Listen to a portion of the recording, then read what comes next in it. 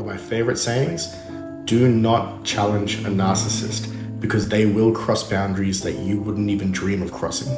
And if you're new, I'm Bradley and I talk about narcissistic abuse in relationships. My only rule is you never name your abuser. We don't name and shame. Leave the belittling to the narcissistic pieces of shit. So with my abuser, it was a reverse discard.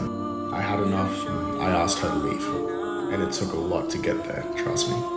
But I knew it was not going to be as simple as please leave my life and do not communicate with me anymore. Because once I said that, I caused a narcissistic injury.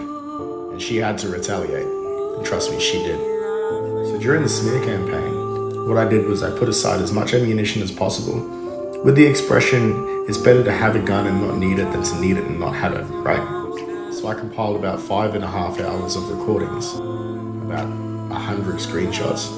I even put together a USB with a compilation of all the illegal activities that she did that I was aware of. And once it was all ready, I did nothing with it. I only had it because of the eggshells I was walking on during our relationship. I knew a storm was coming my way. Once that storm came my way and victory was in my grasp, I gave up, I walked away and I let her win. Because there was much more than just her and I. There was kids involved. And I felt the kids suffered enough. I mean, what was the trophy that I was fighting for? The one I was trying to get away from? I counted my losses and I walked away. And it was the best thing that I could have ever done. She wasn't after a battle, she was after a war. And what happens in war? The little people get affected the most. So the day came where I was able to openly surrender. And before you knew it, the smear campaign got worse immediately. But that's okay, because the people that were engaging in the smear campaign weren't people I ever really cared about to begin with. And I have an opportunity to speak my truth anyway, so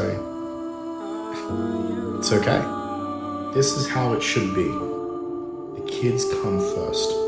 Always. The kids will always come first. Second to the kids, but just as important is your mental health. Your narcissistic abuser can come after all that because they're not worth it. I let her win the battle so that I could win the war.